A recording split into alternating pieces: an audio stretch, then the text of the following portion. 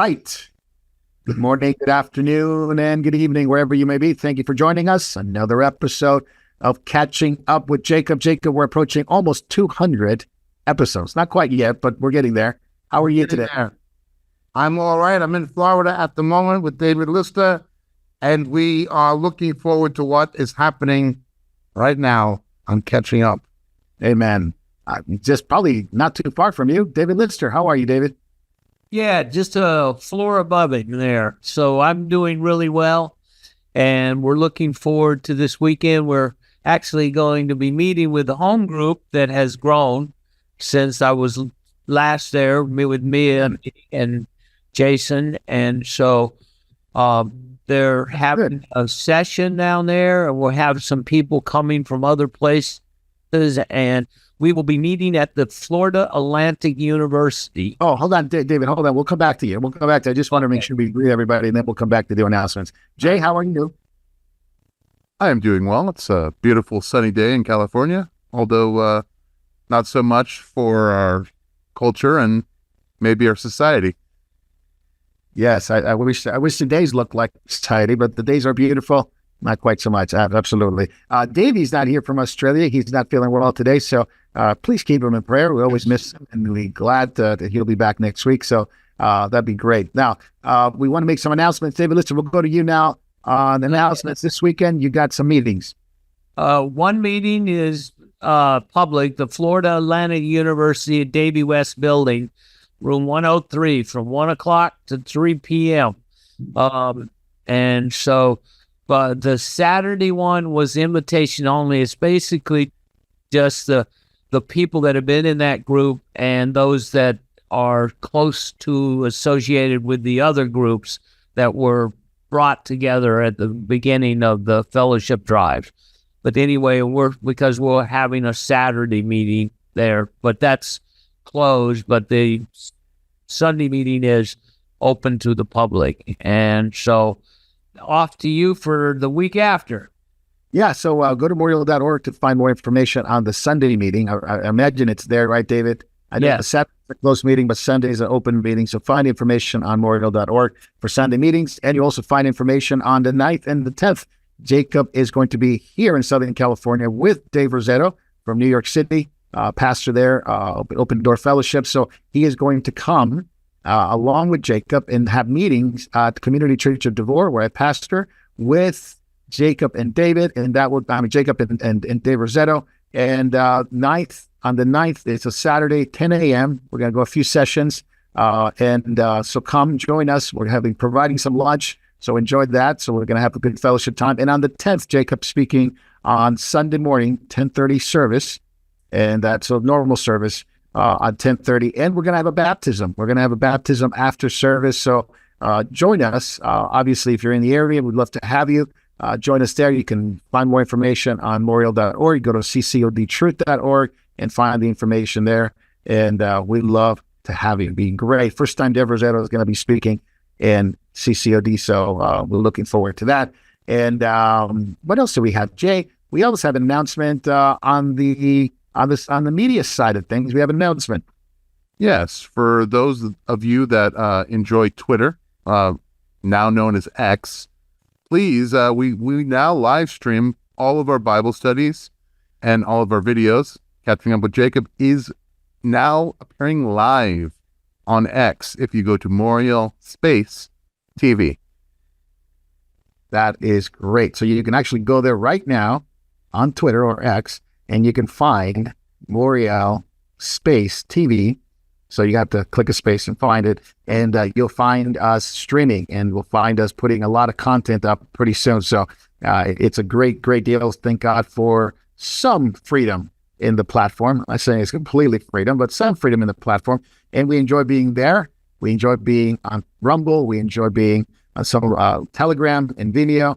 We definitely enjoy being on memorialtv.org and memorial.tv, where you can find us streaming, as well as all kinds of information there. So that's great.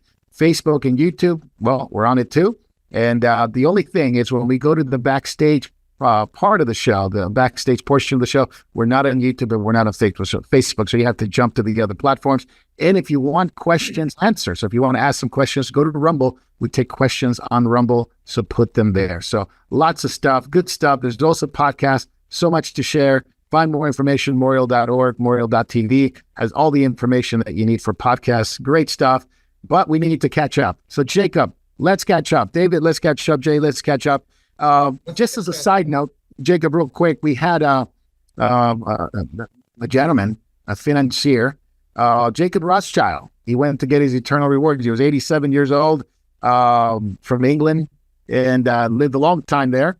Jacob, any thoughts on the Rothschild, and specifically Jacob Rothschild, or as they said, Lord Jacob Rothschild, that he died?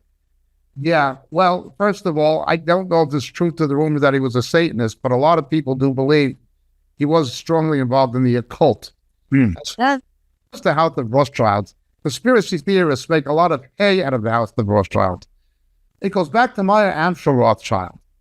To stop anti-Semitism in Europe, Rothschild realized the Jews don't have the numbers or the political power to do that. They were continually the victims of religious orchestrated or church-generated anti-Semitism. This certainly began with the Roman Church and the Eastern Orthodox Church, but then even with elements later of Protestantism. He, in the 1700s, said that, give me control of a nation's money supply. I don't care who writes its laws. What we have to do is get political influence by getting control of investment banking and central banking. Hence, they became the harbingers of central banking. Things like the Bank of England, the Bundesbank, they were among the first. But then, of course, the American Federal Reserve, today the European Central Bank, and then ultimately things like the World Bank, the Bank for International Settlements in Geneva, and the IMF. But the founder of this kind of thinking, of global banking, was the House of Rothschild. They were trying to get an influence economically that could be translated into a political influence to stop anti-Semitism and pogroms against Jews. But for the most part, it has never worked. It has never worked. It certainly did not stop the Holocaust of the 1930s and 40s. It did not obviously stop the pogroms that took place in Russia in the 1890s. It's never stopped any of it. It's never essentially worked. Never worked. What I do find interesting, though, where you have militant Islam, again, riding on the back of the Gaza war, blaming Israel for defending itself, and the rise of this radicalism in Britain, people showing Palestinian flags by laser projection onto Big Ben, things like this, outrageous things, and the British Parliament being divided over the issue. He dies that very week. He dies at the very time anti-Semitism is again showing its head in a level it hasn't since the Cable Street riots of the 1930s in England. This is the biggest rise of anti-Semitism seen in over 85 years. And it's surpassing that. And it's directly related, of course, to Islam. He dies that very week. He dies. I think his death has a meaning. Now, he's one of the last patriarchs of the House of Rothschild because of the simple reason, similar to the Rockefellers in America, people have children, they have grandchildren, and they have great-grandchildren. And the family wealth becomes diversified. It becomes diversified. It becomes more and more difficult to keep it consolidated and centrally controlled. You can do that for 1, 2, 3 generations, but after that, it becomes problematic. It's become problematic for the Rockefellers in America, and it's become problematic for the Rothschilds in Britain. Nonetheless, the House of Rothschild is still features prominently in international banking, and the London Fix, the daily price of the international agreement of fixing the price of gold, a Rothschild Bank is one of the 5 players in that. every single day. So they've not gone away by any means. The other thing is the House of Rothschild, the Knesset in Israel, for instance, the Israeli parliament, it was built by Rothschild money. The original Israeli Knesset was meeting in Tel Aviv in a movie theater. That's where they met. Rothschild built the Israeli Knesset, and he built it. It was built inside of the side of a mountain to give it protection against bombings, against air raids and things of this nature. It was quite an innovative structure when it was first built, showing that the nation was built out of war. Rothschilds funded a lot of the early development projects in Israel. Things good and things bad can be said about the House of Rothschild. One of the things that is for sure is it has never succeeded in its primary goal of getting enough economic and financial influence to influence politics to the degree it could prevent anti-Semitism. It has never done that. The pogroms of Russia happened anyway. The Holocaust happened anyway. And the rise of Islamic anti-Semitism in Europe and Britain has happened anyway. So it's never really got the kind of power or had the kind of influence it was initially designed to. That is my comment.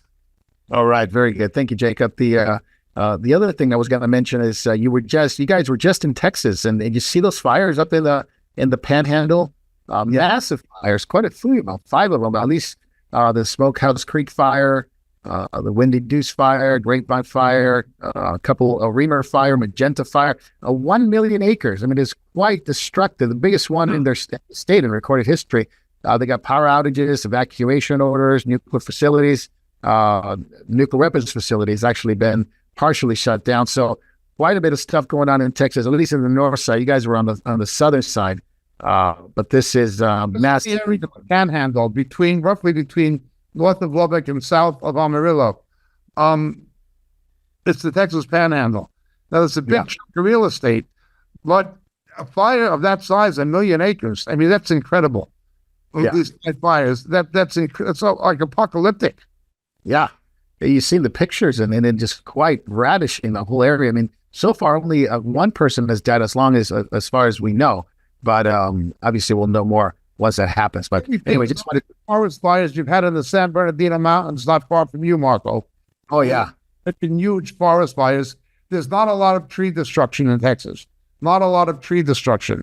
There's a lot of hay destruction, a lot of grass destruction, things of that nature, but not a lot of tree destruction. But it's still, and because trees will burn slower. You know what I'm saying? Yeah. These things will spread quick. Now, it's the base of the Great Plains. The base of the Great Plains where the tornadoes begin. Oh, man. Is down there in Texas Panhandle, that area of Texas, going into the Dust Bowl, north into Oklahoma, and then further north all the way into the northern plains through Nebraska and into the Dakotas. But it begins down there. That is where that's Tornado Alley. That's Tornado Alley. That's right. It's wide open. There's almost nothing going to stop it. You know what I'm saying? Where you have mountains, you have gulches, you have streams, you have lakes, you have things that can contain the fire. In the Texas Panhandle, it's just open. There's nothing going to stop it. It literally is one of the worst places to have a fire. Yeah, absolutely. So much prayer for people in Texas, believers there. You guys met a lot of believers in Texas. Yeah. It's really, really, really sad to see that. So, it's funny. They mentioned, at least in the news here, the funny part is nothing funny about a fire, but the funny thing is they're beginning to blame global warming because Texas because it's a conservative state. They don't believe in global warming. They don't believe in the science of global warming. So they're saying, well, Texas is getting their due deserve because they don't believe in climate change. I mean, really?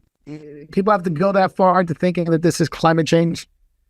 What about California, where they very much believe in climate change, and they've had forest fires? The worst fires. In Yosemite, they had fires in the San Gabriel Mountains. I was once in Los Angeles, where it was a cloud of smoke over the entire Los Angeles basin because of fires stretching down from San Diego all the way up through Orange County, around the Inland Empire, and into the San Gabriel Mountains. There was a ring of fire around Los Angeles. You could see the smoke in Hollywood, Beverly Hills. They believe in climate change. You know what? Very much so they believe it here. It doesn't stop it. So we'll find out more. Jacob, let's get into the meat of the episode today. And that is Olaf Scholz reveals that not only are there French troops, but British troops in Ukraine right now helping the Ukrainian forces shoot missiles into Russian targets. So they're very angry with them because when they try to say, well, how dare does he reveal our secrets? The reality is that there was no denial that there's British and French operating in Ukraine. But he's basically saying, well, we are already there, and this is dangerous to the cause of war. The week before last, it was disclosed there were 14 CIA bases, operating bases, paramilitary operating bases in the Ukraine. Some of them have been operative before Putin's invasion. The CIA has paramilitary officers. They are ex-special forces, SEALs, Green Berets, things of that nature, Rangers, and they're civilians. Russia has its own Wagner group. Yes. There's no, every country has this. The French will often use the French Foreign Legion in civilian clothes. That's what they will do. It's no secret that all countries do this. You're just not supposed to admit it. But it's no secret that it goes on. What's happening here is it's not just missiles. It is drones.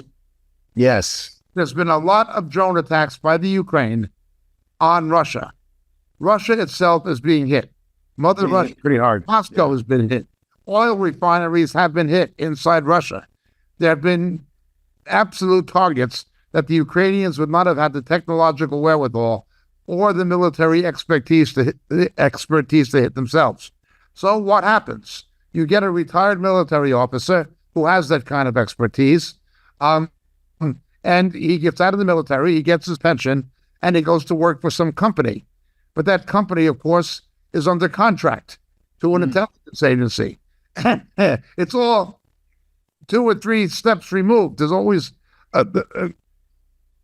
maintaining a safe distance. You know, you're talking about Tony Radican, right? Tony Radican. Yeah, the way Tony Radican, the way Elvis Presley used to get his barbiturates. You know, there'd always be a couple of parties in between the you need a buffer. You need a buffer. You know what I'm saying? That's the way it goes on. That has always gone on. There's nothing new about this, and it is not a secret. What is interesting, however, is NATO is technically being circumvented, because NATO member nations are acting unilaterally. That's right. By private agreements between the Zelensky government of the Ukraine and France, Germany, whoever, the United States, possibly. So that's what Macron NATO's not doing this, NATO's not doing this, NATO's not doing this. No, it's deep state doing it. It's deep state doing it. Now, don't forget, Russia does the same thing in Syria. Russia does the same thing in much of Africa with the Wagner Group. They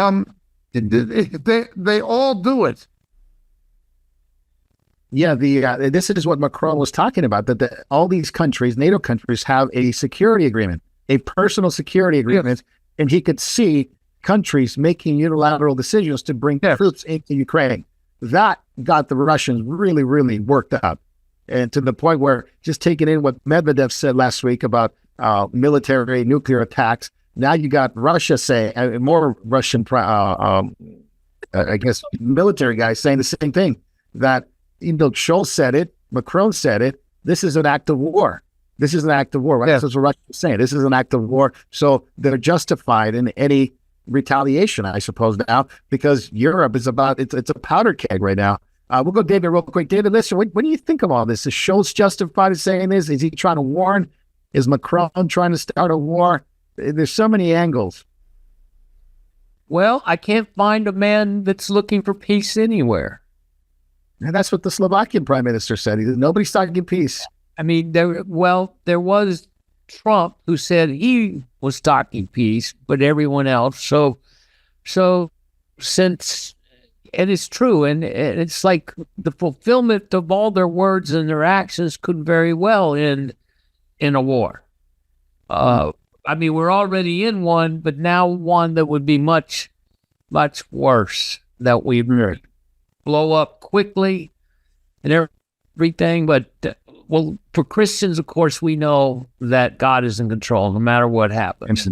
And we can't have fear over this. So even though we're talking about this and things almost seem hopeless or like inevitable, because like you see, weapons are going, Germans supplying, England supplying, they're all supplying. Austria is now getting new weapons from Sweden for allowing them to come in, some new really good jets. So the world is gearing up for war. And that is the sad part about this. It's like everybody's talking war. You mentioned the missiles. I want to go to Jacob real quick. Jacob, the Taurus missiles, which is the German missiles, Yes. which some claim to be better than the French missiles, the Scout missiles, some and the British ones. I think they were, what are the British called? The British Storm Shadows. Yes. So some believe there are already Taurus missiles in Ukraine being used against Russian targets. So this is what Russia's saying. It's already a war by it, albeit a proxy, albeit they have certain agreements. But do you think, I mean, as more of this is revealed, not that the intelligence agencies didn't know, but as more of this is revealed, it just inches us closer with nobody talking peace, that eventually this will set off a 1939, a 1941 effect, whatever year you want to pick, when the big war happened in Europe. Okay, well, let's understand something. The Cold War, when there was a Mexican standoff because of mutually assured destruction, mainly between the United States and NATO and Soviet Union and the Warsaw Pact, okay? Wars happened by proxy. Wars happened by proxy.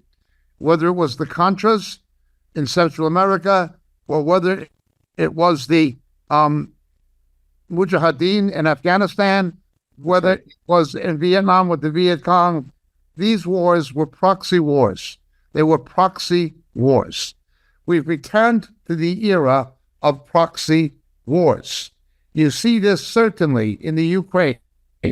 Okay? The Ukraine is a proxy war of the NATO countries and the EU countries fighting Russia. It's a proxy war. What you have in the Middle East with the Houthis, with Hamas, and with Hezbollah is a proxy war. That's right. Israel, backed by the United States, is fighting Iran by proxy. And Russia and China are both essentially and functionally on the side of Iran, not because of ideology or religion, but because of self-serving interests. You have a proxy war. It's proxyism. It is a return to the Cold War. Now, something else has to be borne in mind.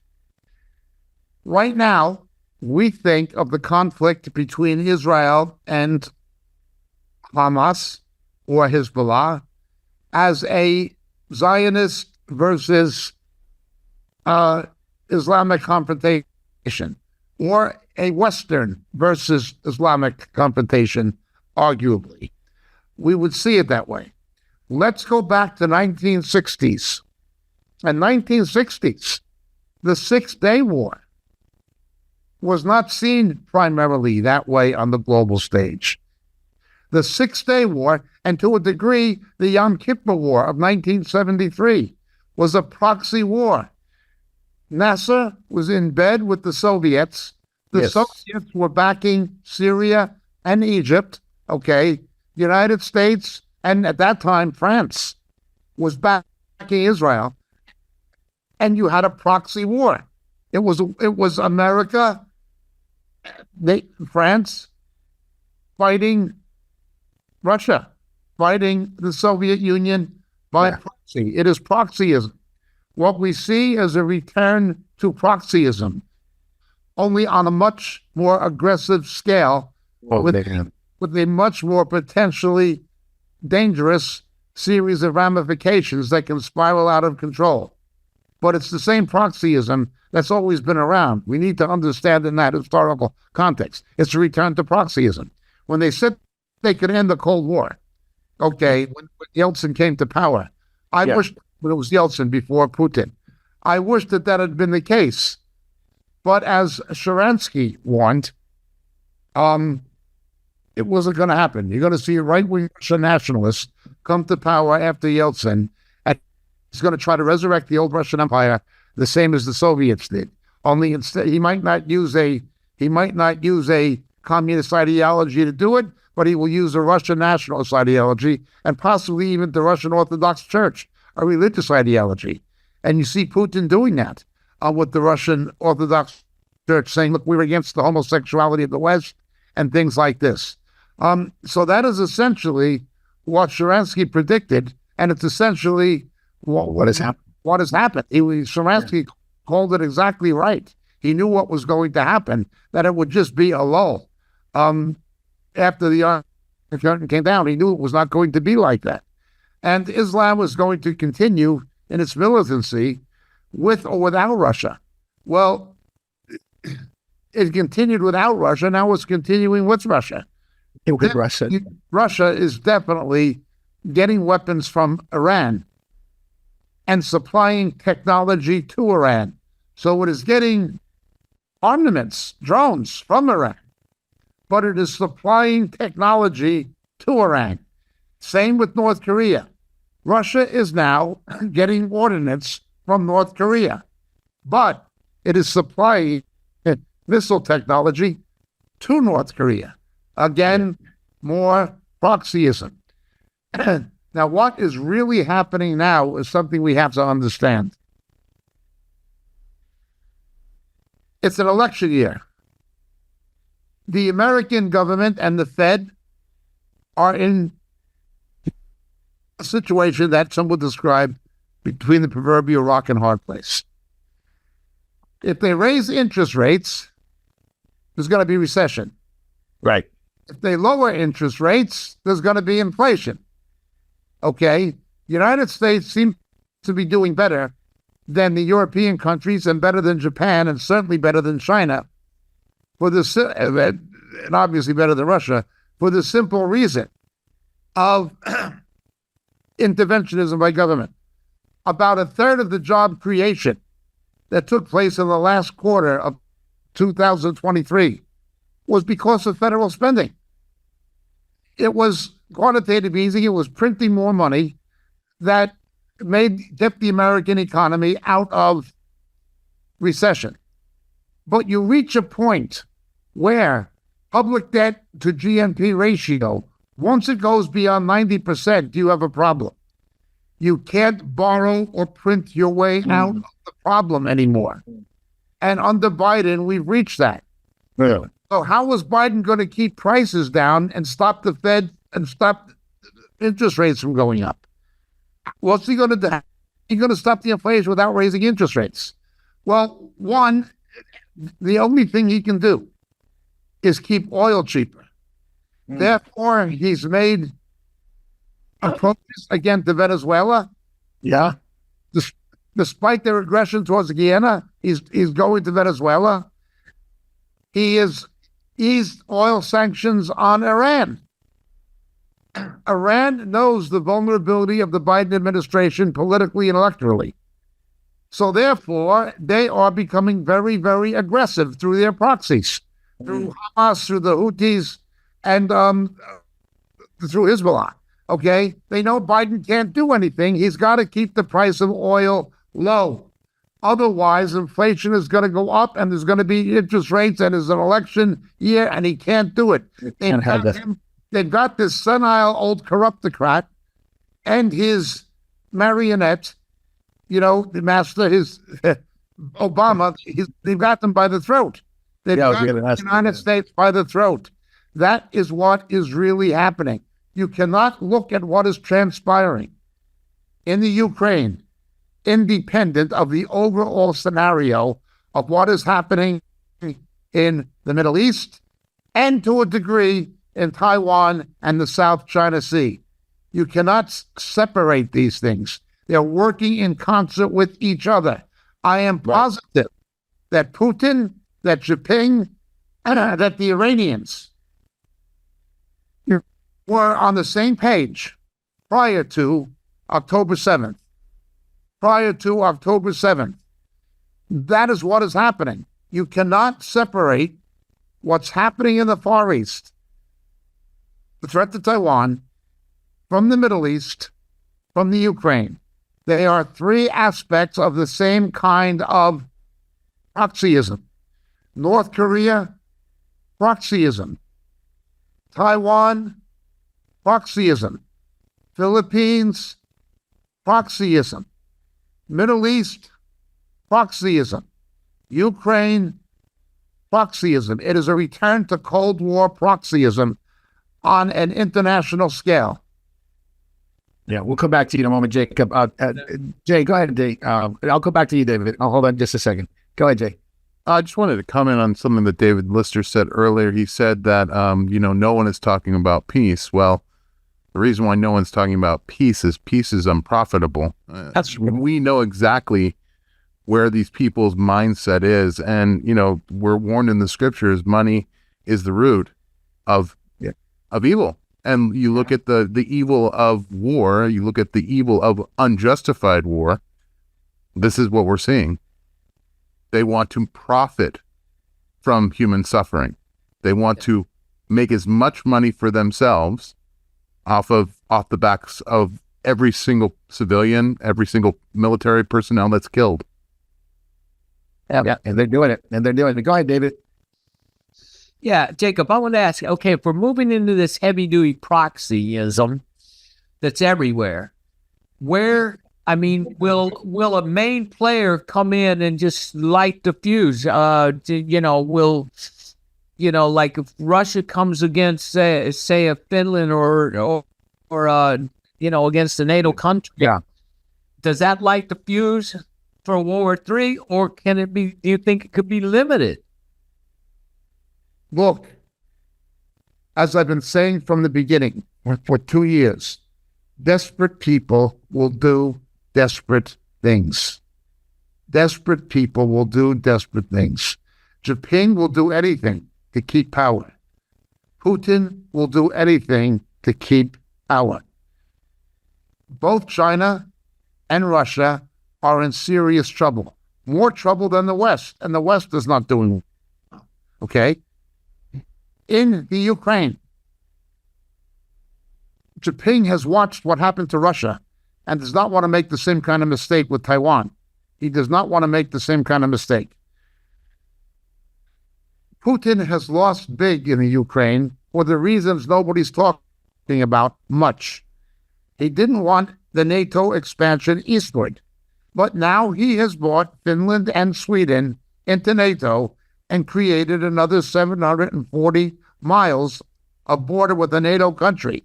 That in itself means that even if he gets the Ukraine, he's lost because NATO has moved further east.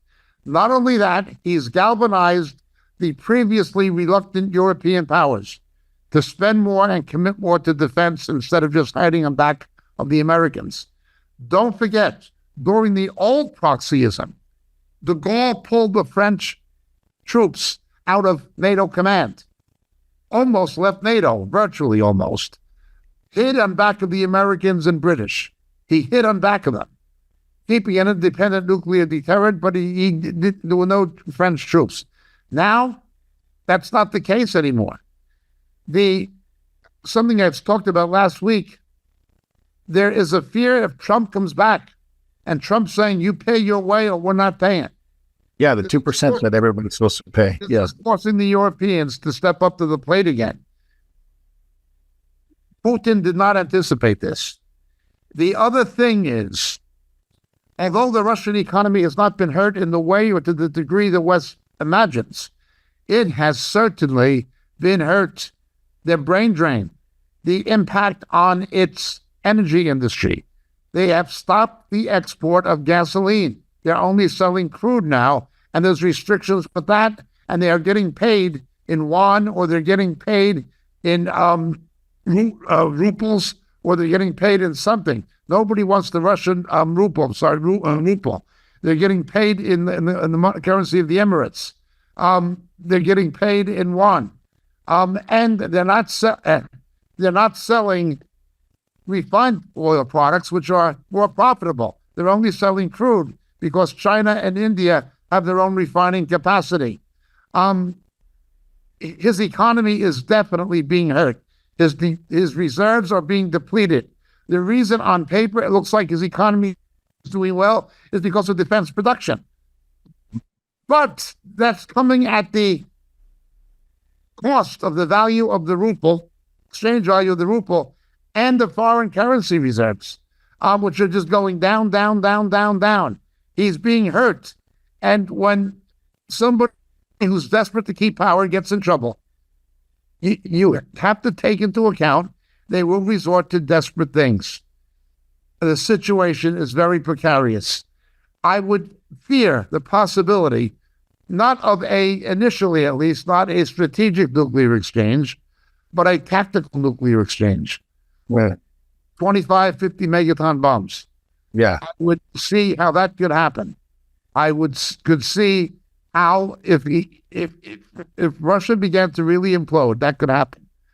Don't forget, it's a humiliation to him that the war has gone on now to the third year. It is a national humiliation to Russia, and it is a humiliation to Putin. It is a humiliation to him that the Ukrainians have conducted dozens and dozens of drone strikes on targets in Russia, including oil production facilities. It's a humiliation to them. Proud people don't like to be humiliated. Yep. Well, Jacob, I can also see, NATO is spending more than 2%. It was last year with 2.64. It's supposed to be higher this year. So they raise it every year. So it's almost 3%, which is a big difference. So we're really forcing his hand, and at some point, it could just light the fuse. But also, I could see a small nuclear attack combined with the ability to turn off communication in a place like America, which could cripple it. It was pretty wild. Weapons have been a threat for 30, 40 years. No, not EMP weapons, but cyber attack that shuts things down. That is going on already. That is but these are all practice runs. When they don't shut down the whole communication system. What we don't know is what the NSA, GCHQ, and the Israelis are doing to Iran and to Russia. We don't know the counterattacks. They don't talk about them. We know they're happening, but the cyber war is already underway. And with AI, it can go absolutely into astronomical proportions. Yeah, so you can look at it this way: who has the strongest AI? It's going to be winning this back of the scene war. Whoever has the strongest AI. Don't forget, the space program was driven by the Cold War defense. Yeah. Now CIA screws up and goes up and attacks one of the big economies like Russia and shuts it down. They could very well go crazy, you know? Maybe you had a weaponization of space that began in the 1960s. Yeah. Right from the time of Sputnik. Space war. You have a weaponization of AI, of the cyber world. It's well underway. Yeah. Let me go back to this because you're talking about Russia and their military movement. Just a couple of highlight things. This is what they've done, and it's actually some leaked documents that makes it even more detrimental to what they could do. Is the fact that they moved arms into Belarus. That's already a done deal. That's the military equipment that's already been there. They moved some more. Transnistria, which is that breakaway country in Moldova, they had their meeting in Congress. We talked about it last week. They're asking for help from Russia because there's about 250,000 Russians. I guess they're Moldovan-speaking Russians in Transnistria. And Romanian. They speak mainly Romanian. Okay, they speak mainly. They speak Russian as well. I think some kind of maybe dialect close to Russian. Okay. Yeah, they're asking for help. NATO's warning Russia: if you annex this, it's on. If you annex Transnistria like they did to Luhansk and Donetsk, if you annex this is from the Deputy General Marsinia, Genoa. If you annex this is basically, we're going in, NATO says, because now you're right by Ukraine, you're right by Moldova. And so now you got leak files of Russian military's criteria for nuclear strikes. So this is kind of an interesting thing because of all the targets that they showed. It's Europe, it's Asia. They don't have the capabilities of hitting the U.S., which I have a question about Alaska, stuff like that. But anyway, that's a different story. A lot of strategic nuclear capabilities in the West, some in the East. Jacob, are they moving? I mean, they got to move toward this. Two things. They have to make some kind of a maneuver through Belarus to do it because they have no common border with Russia and because they are landlocked. They have no port on the Black Sea. Right. So that would be the strategic problem for them to doing it. At this point, it may simply be posturing. And it's such a thin country, it wouldn't take much to move into it. It would be like when Russia and Cuba tried to take over Grenada. It didn't take much to push them out. You know what I mean? It was something of that nature, I would say. What does scare me is this. Starts almost. Yeah. What does scare me is this, okay? Initially, it changed with Eisenhower.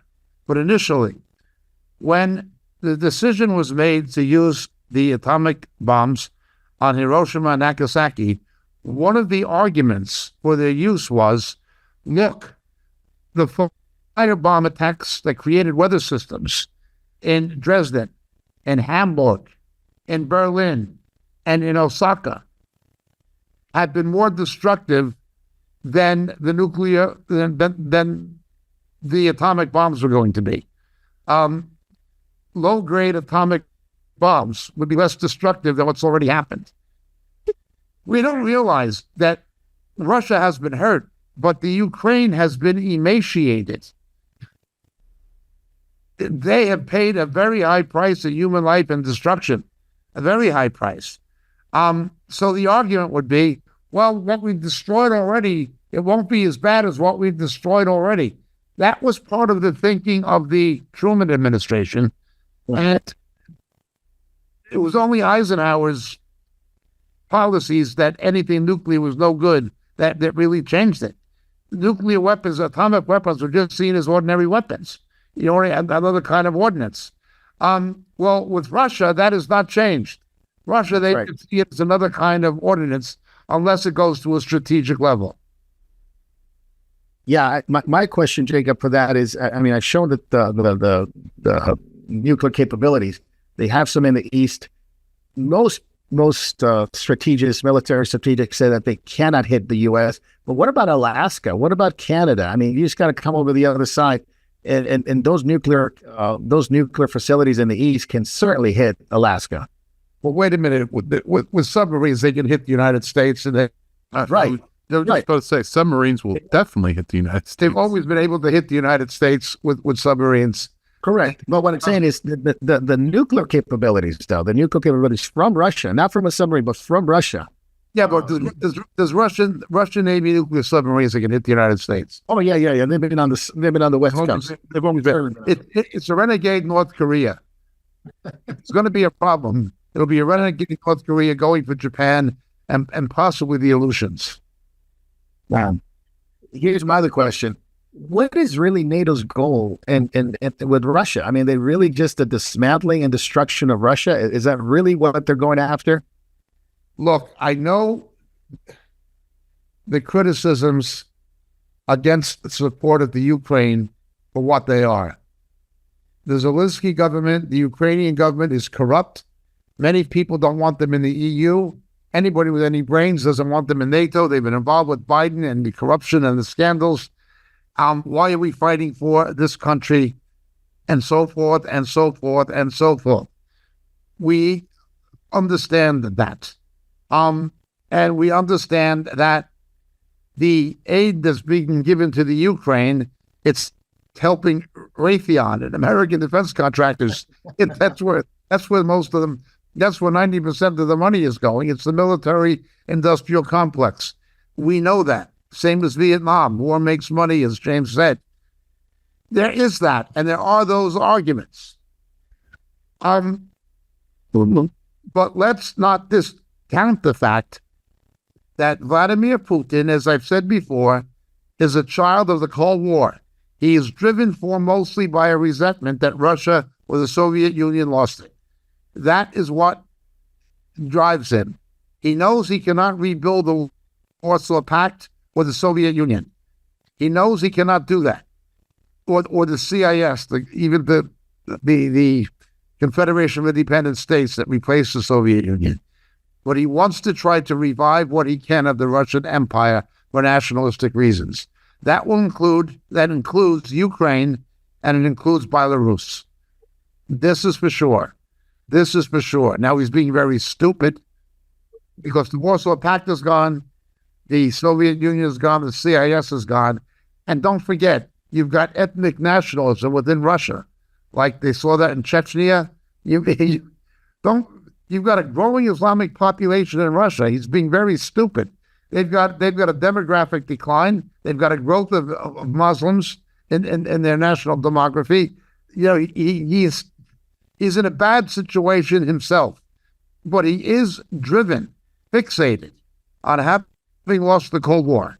That is absolutely true. There is a legitimacy to say that Russian expansionism should be resisted. He thinks that the fact that Poland and these countries that used to be Warsaw Pact are now NATO, that drives him crazy. He wants to stop the NATO expansion eastward.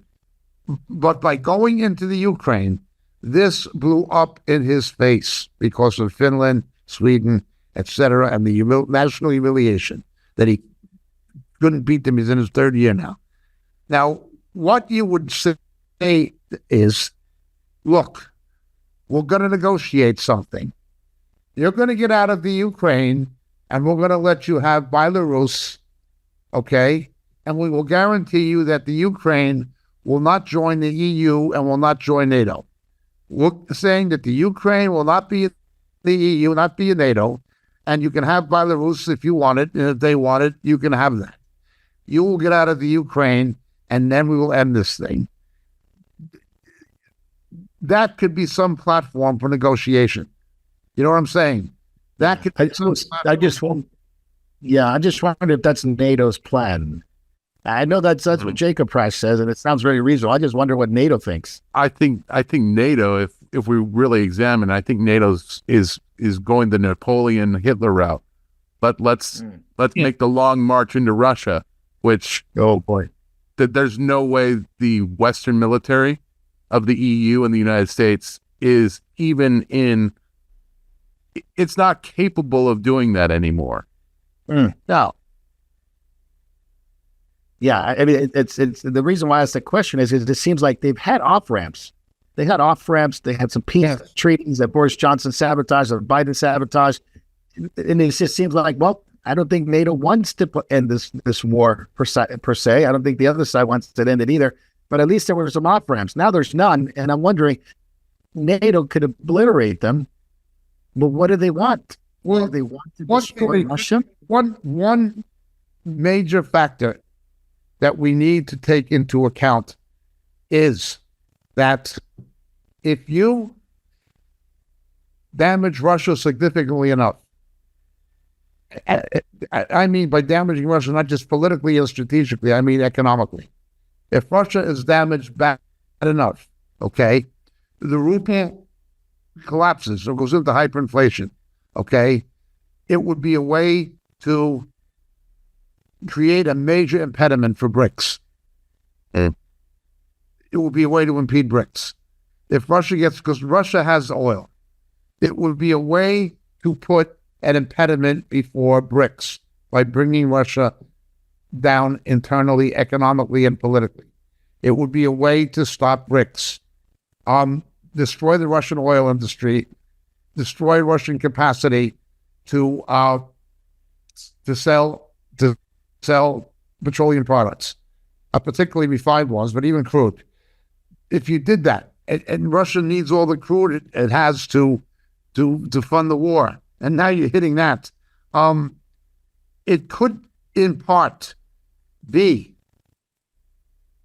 an effort to stop BRICS and to stop Russia from becoming a alternative to the petrodollar.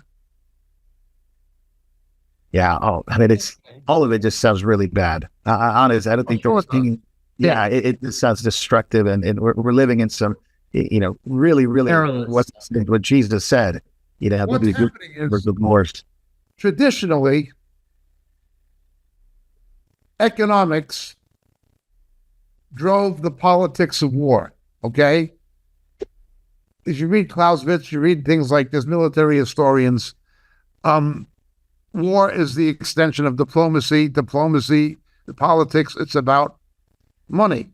You read Machiavelli, The Prince. You read Sun Tzu, The Art of War. You read Clausewitz. Okay, you read these people, you realize it's money, it's politics, it's war. Yeah. The military machine is run by economic considerations via politics. Okay, but now you've got the reverse as well. War can run That's the economy. economy. Yeah. War can run the economy. Putin needs money. War's running the economy. How do you stop BRICS? Well, that's one way. Yeah. We'll get to BRICS because we're going to talk about the economy side real quick. Let's switch over to another war. Yeah, go ahead, Dave. Real quick. Just bring another player onto the board. Okay, if these guys we all get preoccupied in a local war there in Europe, does that open the door for China or their games of what they're looking to do? Certainly could be a major player there, especially, because of their economic problems. I think they're desperate to do something. So we'll come back to that. Let's talk about Israel in the Middle East. Jacob, Lebanon apparently have been given the green light by, Hezbollah has been given the green light by Iran.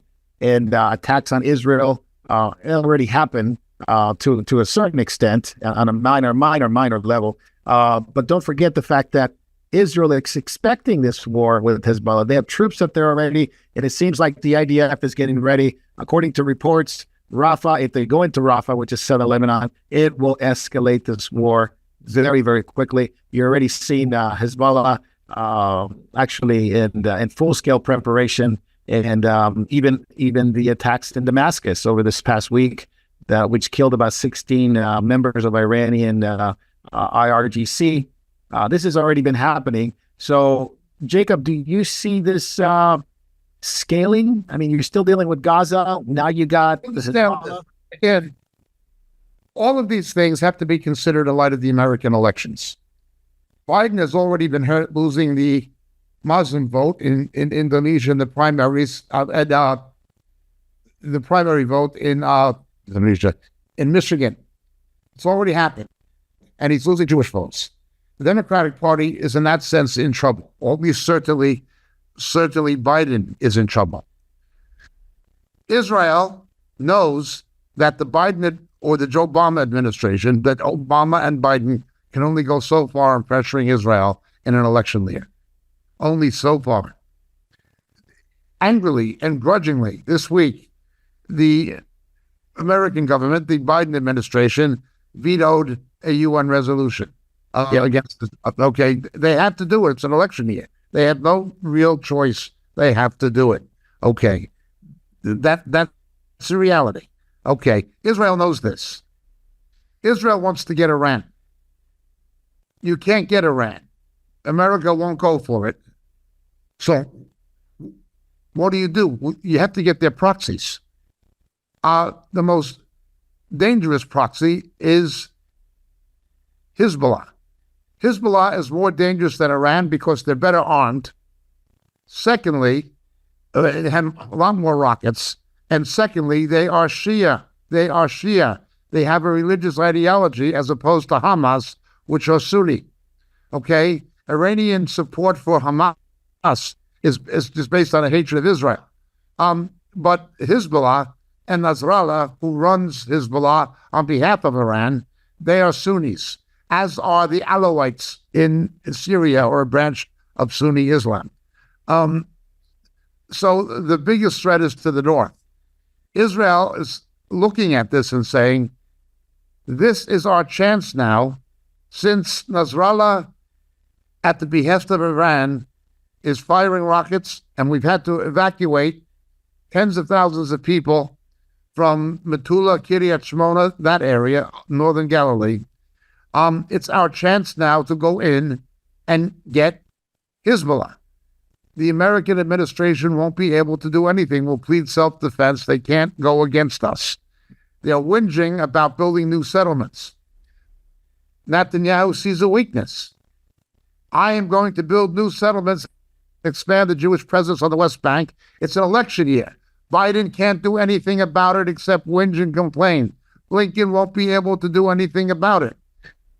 The same as Iran is banking on the impotency of the American administration. Netanyahu is doing the same thing. He's playing them. He's playing them. Now, there is one other factor. Again, there's always a hidden factor. 2 years ago, the Israelis and Lebanese made a deal about an offshore oil field that is shared territorially between Lebanon and Israel. But it was not a direct agreement between Israel and the Lebanon. They wouldn't talk to each other. It was with the United States. The United States made a deal concerning this oil field with Israel, and then the United States made a deal concerning the same oil field with Lebanon. The Lebanese economy is shot to hell. It is almost a failed state. It is in the economic doldrums. It is absolutely broke. It is a total mess. It is a half step away from hunger. Okay? Without those revenues, Lebanon won't survive economically. It'll just be, that's it. It'll be devastated by war to the point of hunger. The Lebanese government knows that. They don't want a war with Israel. The Lebanese government does not want a war with Israel. And although they do not want to have to sacrifice Hezbollah, if forced to do so, what choice would they have? Because their economy is in such bad shape. Also, a lot of Lebanese people, since the murder of Hariri, Druzes and Lebanese Christians don't like the Assad regime in Syria, which is backed by Iran. That is another factor.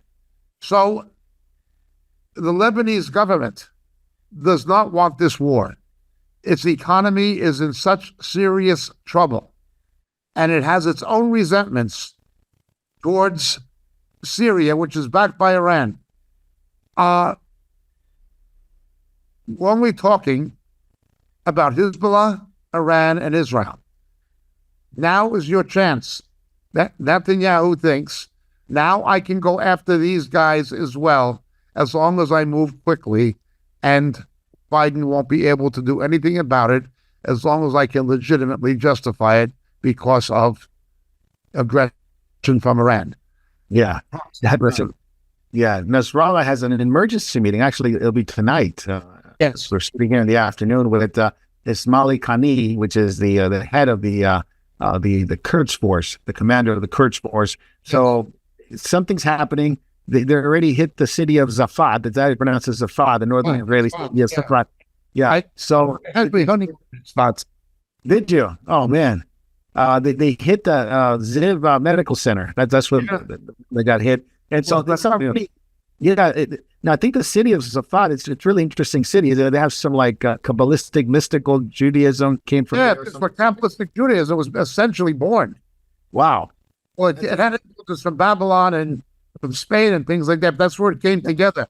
It's also where the Shulchan Aruch was compiled by Rabbi Joseph Caro. It's a very important city in the history of Talmudic Judaism and of mysticism. Okay, that's interesting. Hezbollah Rock is just hit it a few days ago, but it... it's also the artist quarter of Galilee. Oh. It's known like microcalligraphy. Like, say, Jacob meeting Rachel at the well, right? It'll take the text of Genesis and little letters and make a picture of a woman at the well, and the guy said it's microcalligraphy. That's where it comes from. It's not quite, and it's a very pretty area. It's a beautiful area, but a very vulnerable area. Yeah. How far is it from the Lebanese border, Jacob? Not far, about 30. At the closest point, about 38 miles. Okay, yeah. So, it definitely get hit by a rocket. Jacob, what do you think about Yoav Gallant and what he said about the drafting ultra-Orthodox Jews to the IDF? He said this on Wednesday, and people went absolutely nuts about this. This battle has been going on since Ben Gurion. The ultra-Orthodox are parasites and cowards in the eyes of secular Israelis. They want welfare. They want so they don't have to work. They want the yeshivas to be subsidized by Israelis who do work, and they don't want to go to the army. They want other Jews more noble than themselves to defend them. Not only that, in their arrogance, in their self-righteous arrogance, they look down upon secular Jews the way Jews looked upon non-Jews in the diaspora. You know what I'm saying? Yeah. The way that Fiddler on the Roof stuff, the goys and us. Well, in Israel, secular Jews become the goys. Oh. The hatred. Not only that, among the Hasidic sects, they hate each other. There's no cohesion. The Lubavitch and the Setmar particularly hate each other over whose rabbi has the reincarnated spirit of the Beshk of Baal Shem Tov. It's very confusing. But these people have chronically refused to serve in the military. Their women don't go to the military. And the yeshiva boys are exempt from the military. They all go to yeshiva, and they expect to get paid for it. Jeez, what an easy living there. They're seen as a parasite class of cowards by secular Israelis. Yeah. Now, unfortunately, they have a high birth rate. The nation is demographically reliant upon them. They have to keep having babies in case one of them is the Messiah. So it is a mitzvah in their religion to have a baby every year. And the Jewish population against the Arab population, against the Muslim population at least, depends on them and their birth rate. So they're getting more and more political power demographically. Israel has one of the highest abortion rates in the world. Yes. Israel has killed more Jewish children than Adolf Hitler with abortion. Terrible. Orthodox who don't abort. They won't do it. They have a huge birth rate. And not only that, they vote in blocks. However the Rebbe tells them to vote. If that's how they can do it. Tells them to vote this way. If the new Taraikot tells them they vote this way. If the Vishnist rabbi tells the this Vishnist sect to vote, they all vote how they're told to vote. So I guess they have a lot of power, municipal in terms of local. Netanyahu has a problem. To keep a coalition government, he has to make a deal with them and make concessions because of this unworkable system of pseudo democracy known as proportional representation. You can't form a majority government without them as coalition partners, and so they engage in political blackmail. We don't have to go to the army. You have to pay us for being religious. Didn't they have an election in Iran or something like that they were voting with? There was a horrific persecution against Jewish believers in Iran that stopped when a secular mayor got elected, who was basically just an ordinary person. He didn't care as long as you were a Jew who was a good citizen and served in the army. He didn't care what your personal beliefs were. But now there's been an election, and because the Gur Hasidim, and the Gur Hasidim are weird. I know some of them. I've been on friendly terms with some of them, but they're weird. And if the rabbi tells them to vote a certain way, they're all going to vote that way. This was an election where there was too many candidates from too many parties, and there was a lot of apathy. People were just so fed up because of the war and so forth, they didn't vote, but the Hasidim all voted. And how they were told, and they got control of Iran now. And the last time that happened, it did not go well for the believers. Yeah, I was going to say the persecution of believers. We knew some believers that we know in that area. They were persecuting the children of believers in schools. Wow. Going after little kids. Man. The Hasidic Jews are fully capable of doing to Jewish believers what anti-Semites did to Jews. You see the hatred of the Palestinian activists have for Jews in New York and London? Yeah. No, the Hasidim will do that to Jews who believe Jesus is the Messiah. They will do the same thing. Wow. Yeah, then I guess they got power in that area now, so southern Israel. And Yeah, their birth rate.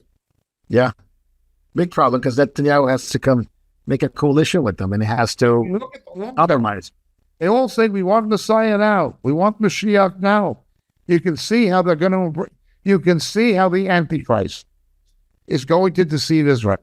They're going to think some kind of a messianic redeemer. Yeah. Yeah. What's interesting about Gallant, this is the first time he's ever called for that.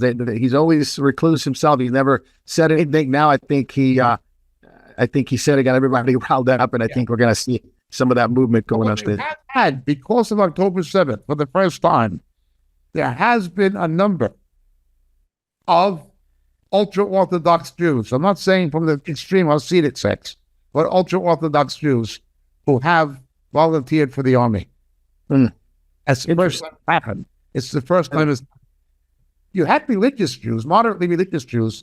They're in something called Hesder Yeshiva. They've always been religious Jewish soldiers, but the ultra-Orthodox are something else. Yeah, that's interesting. David, I know we lost the camera right here, so you're on audio. What do you think of that guy? I know Jacob's talking about those who protest against Israel, that airman, I think he's still active duty, who basically burned himself, self-burning right in front of the embassy because of the genocide in Gaza. I know you saw some of that. We were commenting on the video of him being, absolutely insane how the police went to him as he's burning and told him to put, go down, and pulling a gun on him. That guy's already done. He's dying right in front of them. But anyway, David Lister, what do you think? Well, I read about him. He seemed like he was like a real nice guy. Probably not the guy you really want to lead you into war. It's like he was a nice guy. He just got along with people. Everybody thought he was kind and all these sort of things. And for some reason he snapped and then did this self-immolation. Yeah, emulation. Yeah. Burned himself up, and I got to see the censored version where you could see the flames and everything, and he yelled and yelled, "Free Palestine!" And it was terrible. The police, unbelievably terrible. Nuts. They had this one guy there saying, "Quit moving." Oh man! With the gun pointing at him. Yeah, that's what I saw too. Yeah, it was. It's just crazy. And then on top of that, people were saying, I need fire extinguishers. But unfortunately, he died. And, I'm sure his family is mourning. But because everyone said he was a nice guy, but something snapped in him over the Gaza. Politics, Yeah. It's don't, look, I can't get there. But, I think we're going to see more and more people with unsound minds. Oh, yeah. Doing crazy things, while this person did it to himself, we see that Islam has the ability to detonate bombs even themselves. Yeah. Yeah. So no, absolutely. Yeah, this is what he said on the video. You can hear what he's saying. He says, "I'm about to engage in an extreme act of protest."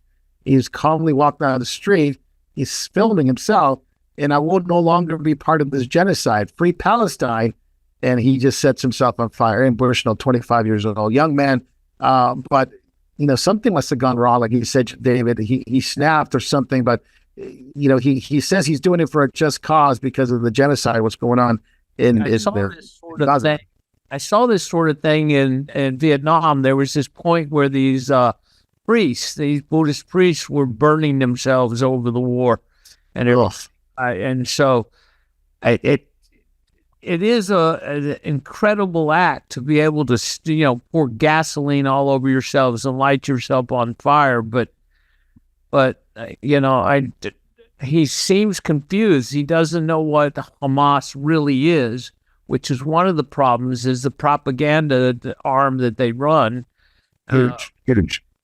And so they're fooling a lot of people, and they somehow are capable of blocking out the hundreds of people that were slaughtered on October 7th. And the rapes and everything. Well, how do they separate from that by, and they're saying, oh, well, even Hamas, they're now saying we never expected Israel to respond this tragically, this terribly. Right. Well, wait a minute. So the world's lost its mind, Mark. Yeah, absolutely. I just wanted to mention that we're just a little bit over an hour. So, we welcome those who are watching live and those who will watch later once the video's up. You're watching Catching Up with Jacob. And Jacob's here, David's here, Jay's here. We're going to go soon to backstage, and we got a great topic, which is on Christian nationalism and what's going on in not only politically but within the church. But before we finish, we just want to make sure that you knew where we were: memorialtv.org, memorial.tv. If you're watching on YouTube, you're watching on Facebook. Unfortunately, we're not going to be on those for backstage. You're going to have to switch over to Rumble or memorial.tv or Telegram or Vimeo. And we are on Twitter. So first time Catching Up is on Twitter. So go to Twitter, Memorial, and you got Memorial Space TV, and you'll find it there, and you'll find Jacob hanging out with Elon Musk. No, I'm kidding. But this next topic is about Elon Musk. And Jacob, what do you think of this? Of all the tragedies that are going on in the world, and Elon had just had a Twitter space, which is just basically an audio form of like a phone call that he can have with all his followers. And he basically warned that these end time is approaching. Weird kind of saying, right? And the whole civilization is at stake. And he's the only one that has the solution. Now, what he meant by that is that he is for free speech. He is for open source. He is for benevolent AI. He is for population growth. And this is an antithesis to the globalists who want the opposite, who want a controlling AI, destroying population, destroying humanity, and censorship, and all these things. So he's got the answer. We'll just talk about Elon Musk real quick on that, and then we'll switch to what the other globalists are doing, these billionaires. But isn't that interesting? He's got the solution, and the solution, open source and AI, and at least benevolent AI, at least he said that, and no censorship. Jacob, are these guys really seeing the writing on the wall, the proverbial saying, and trying to come up with a solution because humanity is at a brink? There are three aspects of this. The first is one that we talked about last week. Was it with Alex Jones? When they begin talking about an Apollo. Yeah, Joe Rogan. Yeah, Joe Rogan and Aaron Rodgers. Yeah. And Alex Jones, Joe Rogan. Okay. Yes, unsaved people are beginning to realize that something is happening that resembles a biblical account of the apocalypse, or something of apocalyptic proportions as described in Scripture as happening. And even non-Christians are beginning to look at it and ask questions. And I hope that God uses that to open these people to the gospel, specifically the gospel of the kingdom. Maybe that's what Jesus talked about, using prophecy to evangelize people, because they're beginning to see it. That's the first aspect. The second aspect is, of course, Elon Musk is a businessman and marketing.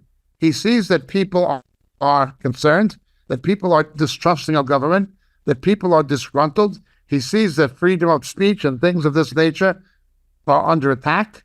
And he knows these things, so he sees a business opportunity in it by making himself as the person with the solution, buy my product. So it's a marketing exercise with him. That's the second. The third aspect is more serious. When you see someone of tremendous wealth, power, and influence saying, just trust me, look at it. We know where it's going. I'm not saying he is an anti-Christ. I'm not saying anything like that. But it's a pointer in that direction that people will begin thinking that way and looking for somebody who will give an easy solution. Well, he says he's got the solution medically with Neuralink. He's got the solution for communication with Twitter, X, and satellites, and that he can, help wars and end wars. And he's got the satellites, he's got the internet, he's got Starlink, obviously, he's got the car industry. If you want to transport yourself, he even what did you say? His truck, his cyber truck, is Armageddon ready. It's Armageddon ready. So you're right.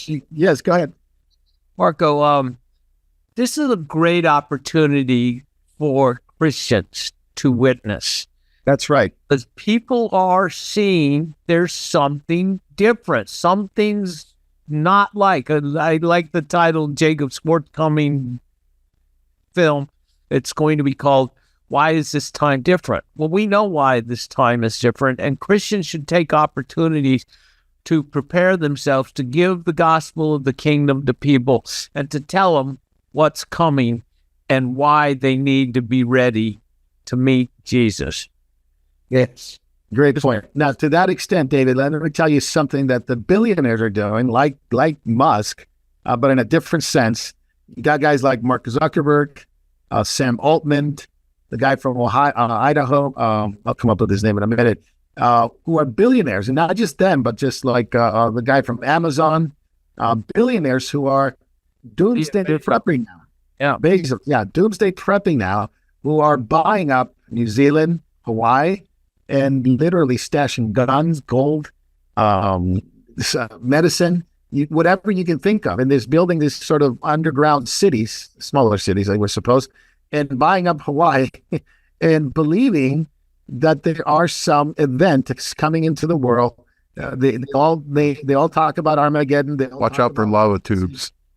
What's that? Watch out for lava tubes if you're going to build an underground city in Hawaii. In Hawaii, yeah. And so the founder of the OpenAI was Sam Altman. He bought a little island just south of where Zuckerberg is. And then you got Peter Thiel, who, I guess, so told Altman that if you get into any trouble, he'll fly him over to New Zealand in his underground bunker there near the mountains. Frank Vandersloot, that's the guy from The Richest Man in Idaho. And he's a social media boss, I guess.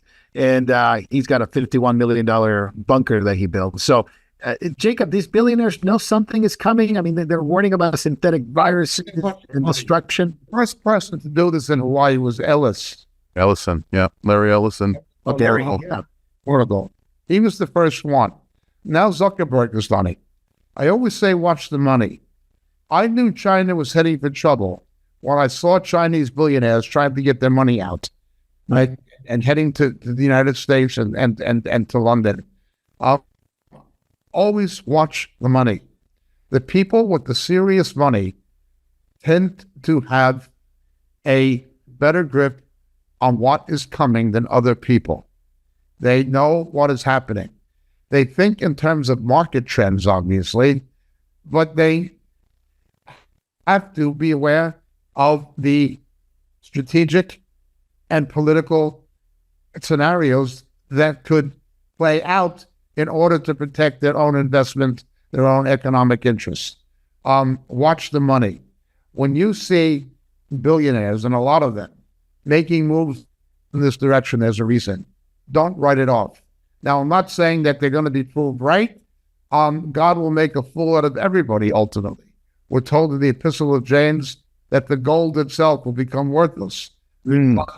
Still, watch them. Yeah, Sam Altman's got guns, gold, potassium iodide, antibiotics. This is all, what he's describing this. Water, gas masks. But he says that the good ones from the Israeli Defense Force. And he's got a big patch of land and big surf. So these guys are talking biblically stuff like Armageddon, end of times, end of the world type stuff. But obviously, Jacob's going to be a big surprise for them. They're going to be the man in Revelation 6. A huge surprise. Yeah, Revelation 6 talks about those who hide, and then they try to say to the mountains, hide us, fall on us. But the wrath of the Lamb, for his day has come. The wrath of the Lamb has come. So interesting. David, what do you think of these billionaires going out and getting doomsday prepping? I mean, it's not even doomsday prepping. It's more like they know something's coming prophetically. They have to fulfill prophecy, I would imagine, that these men are going to be the ones calling to the rocks. But our people, like you said, the gospel needs to be preached. People see something coming, and they might not be able to describe it the way maybe a believer, like you guys will be able to describe them, like myself, but they know something's up, and I think it's a good opportunity. What do you think, David? Well, they should have read the Bible. They would have read like what Jacob just said. They're going to be calling for these rocks to fall out of them and just destroy them. But the thing is that they may well be believing what Harari and the guys at the EFW are saying, that they're going to flush the world, flush the 4 or 5 billion people that are eaters and are useless to the new economy. So they believe their own publicity and believe their own work that is taking them into a future that's going to be 220,000 elites that survive. Well, yeah, it ain't going to work out like that. We know how it's going to work out. They'll die in their sins. Throughout history, men have believed themselves to be gods. And Jesus said personally to some of them that they will die like men in their sins. And so, unfortunately, the only ark that's going to get us out of here is Jesus Christ. Is me in him personally. And that's a safety, because the worst thing the world can do to us is give us a life sentence to eternity. Send us quicker than let us be here. But God is in control. And, I know people worry about this medicine thing or that, or the food or this, that, or the other. But God can protect us through this. I mean, he did it with Daniel in the lion's den. He did it with Joseph. It doesn't matter what situation, God can watch over it. No weapon formed by the enemy will prosper against us. So, praise God. That's awesome. Great encouragement, David, because I think people see, especially these billionaires, right? They have, like Jacob said, they have information. By the way, they've sold tons and tons of stock already, billions of dollars in stock, because they see something is coming, downturn on the market. But maybe not Pelosi. I think Pelosi made like a couple $1 million this week off of NVIDIA, off of puts at NVIDIA. So if you're gonna follow somebody, I didn't know she was such a great trader. She outdoes all the great traders in the world. She's a magnificent trader. I think people should look to her for financial advice. But only kidding aside, she's made a couple of $1 million. All the other billionaires are getting out of the stock market. Tells you something. Brown's executive may well be her husband, first of all. What's that? The brains may actually be her husband. Or the laws that they pass. Accused multiple times of using inside privileged political information that she has as former Speaker of the House to her own investment advantage, a form of insider trading, some people have alleged. Yeah, well, the House of Representatives are allowed to use information and to invest. It's the Senate that had set rules that they couldn't. So, why don't they fix it and make sure they could be all pure and lovely? Well, because they don't make enough money from their retirement from the government for a lifetime pension and lifetime medical care. They have a love of money, like you said, Jay. The love of money is the root of all evil, and we're seeing the love of money trumping everything nowadays. It seems almost. Yeah, or the lobbyists, Jay, that basically give them basically a lifetime. A lobbyist, and you finish your career in Congress, you go become a board member at their new company. So it is very interesting. If you get fired for being a terrible spokesman for the White House, suddenly you have a show on MSNBC. Oh, there you have it. There you have it. Incredible stuff. All right. So let's finish catching up on that note. We're going to be jumping over to Backstage. We're going to be on every one of the platforms, including Twitter and Rumble, where you can send your questions. But we will not be on YouTube and Facebook. So you might have to jump out of those if you want to continue catching up with Jacob on Christian National. Hello, and thank you for watching Moriel TV.